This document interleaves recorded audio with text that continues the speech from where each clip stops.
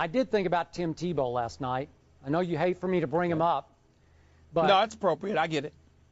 Honestly, I have absolutely no problem with Ray Lewis speaking publicly again and again and again and again about how he feels so deeply that the sacrifices he made for God prompted God to give him this Super Bowl, prompted God to choose winners on the field. I'm okay with that. If that's what Ray believes, if he wants to wear that on his sleeve, I'm fine with that. That is his right in this country. It doesn't bother me a bit. But what did bother me a lot last year, as you well remember, was that when Tim Tebow talked about his religion, Tim wore his on the sleeve. Ray wears his on his jersey and his pants and his socks and his shoes and his helmet. It's just right in your face every interview he gives. But when Tim just wore it on his sleeve and occasionally brought up God, he got ridiculed, sometimes by you, often by many people. Saturday Night Live did 2 skits on it. And I don't know what's the difference here. Why should Tebow be ridiculed? And let me make one last point.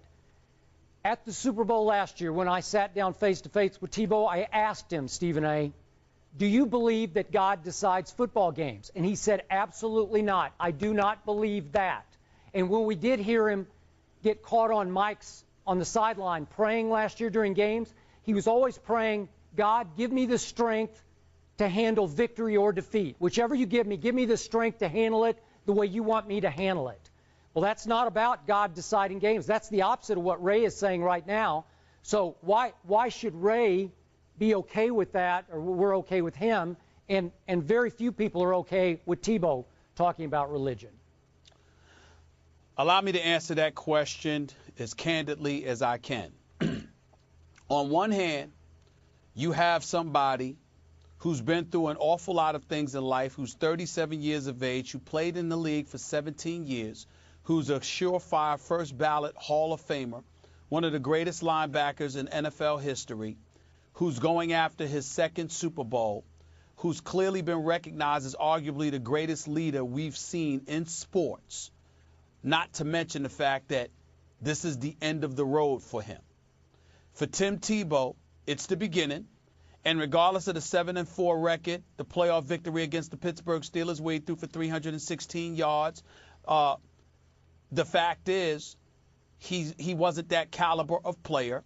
Not to mention the fact that you have a lot of guys in the NFL who were his contemporaries, who obviously came out and in their own ways, as you've lamented on many occasions, some of the digs they've taken at him.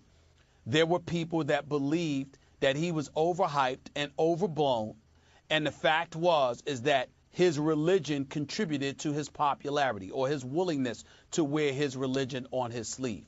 Those are 2 entirely different scenarios. It's not the same. Now, whether it's right or wrong is a different debate, but that's the issue. One is an accomplished veteran who's destined for the Hall of Fame. The other is a dude some dudes don't believe even belongs in the NFL. One has earned his hype and has lived up to it. The other is perceived as an individual who is overhyped and doesn't deserve the hype at all. That's where the dichotomy exists. Okay, yet Ray is coming across as much more of a religious zealot than Tebow even is. And in the end, you remember the line you used so many times last year? He sprinkles on you and you too shall be healed. Yep. Can you say that about Ray? That's basically what Ray is saying. He's got some divine intervention here. God's on his side. God's going to decide the game. I guess he can sprinkle on his teammates, and they too shall win games, right? I think those like myself and others who root for Ray Lewis, even yourself, it's the swan song. It's the fact that this is the last hurrah. We're never going to see Ray Lewis in a uniform again. This is it. And I think we're all caught up in that euphoria. We're caught up in that moment. There's a difference there.